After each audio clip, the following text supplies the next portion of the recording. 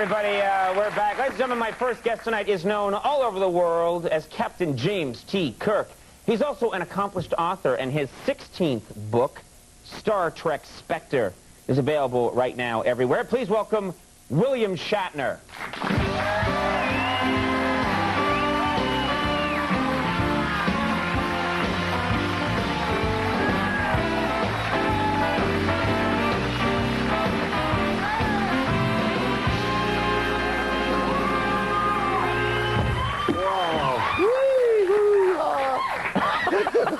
Feel the love. The love over the footlights, the love. Oh, people do love you. No. You're beloved. They do. No, not everybody loves me.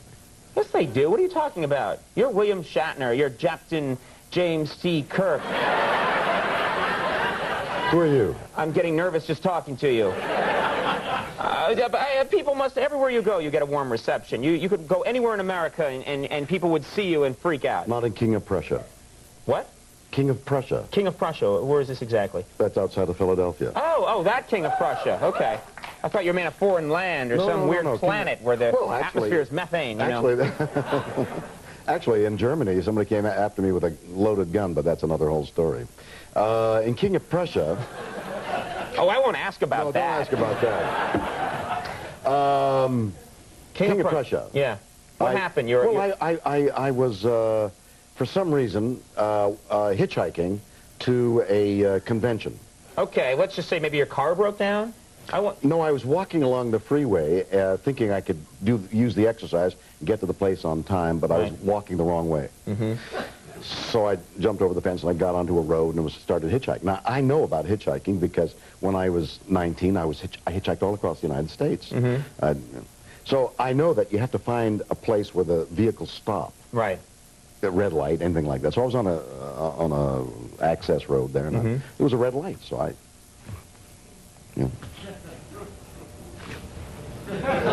and nothing. So nobody would stop. And finally, a little old truck pulled up with an old couple, in a little old lady in the passenger seat, dog in the back of the pickup truck, sure. And they wouldn't look at me.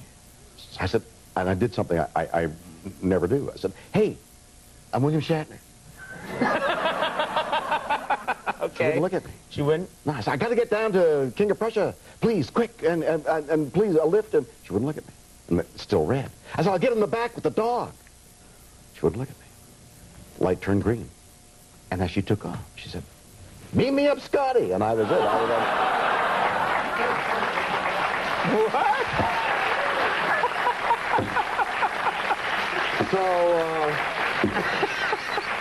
there's a pocket here and there of people who don't like me. Uh-huh, okay. A pocket. Yeah, a small pocket. A little tiny watch pocket. Okay, the book. You're working on a book right now.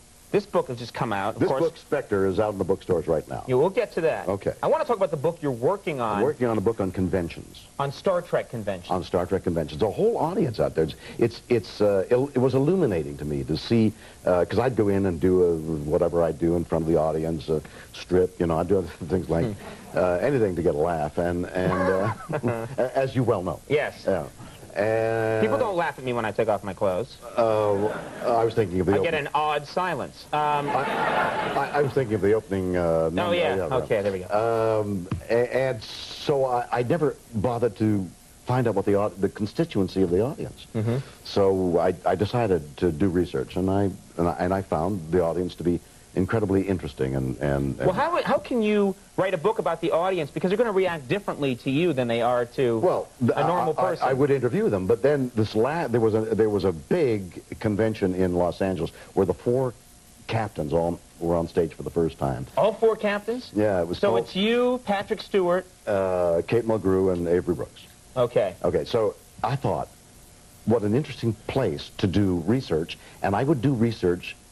I would get among the multitude, and as you say, they would recognize me. So I bought a mask that fit all the way down, and had bug eyes, looked like an ant. And I went down into the convention hall where there was 4,000 or 5,000 people. And they're selling things all around. And I'm walking around hunched over with this ant-like mask. Yeah, good way to blend in. I'll disguise myself as half man, half ant. Well, you have to be at the convention to understand that I was blended in. Okay, all right. And people were, you know, the guys selling things had people guards working, and the guards would be shouldering me aside. Finally, one of the people came up and said, "Get away, kid, you're costing me a sale," you know. Did you ever just take it off at that point and say, "But I am William Shatner"? Well, and then it's the old lady, and she's like, "Screw you! Beat me up, Scotty." Well, I didn't want to do that, but I had to get out of there. And when I took the mask off, I had to go to the bathroom. So they led me back into the convention hall because the only bathroom there was inside the convention hall, and the police barricaded off the bathroom.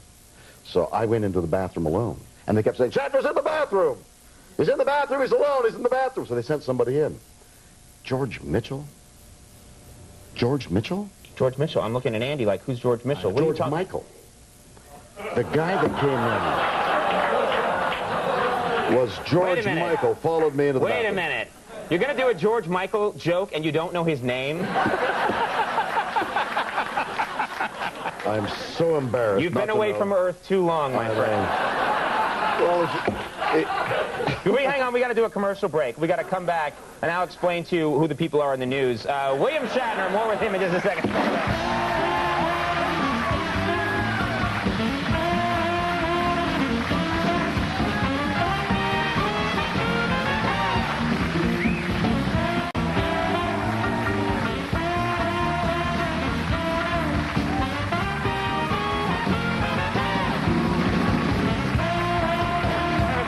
Sitting here with William Shatner. You mentioned in the last segment, yes? I meant George Michael. Yes, we know. Yes. Don't worry, it's all fine. We'll fix it in editing. No, we won't. I can't believe it. No. George Michael followed me in. Yeah, I would have left it alone if I were you. Well, I wish he had left it alone. You space dog.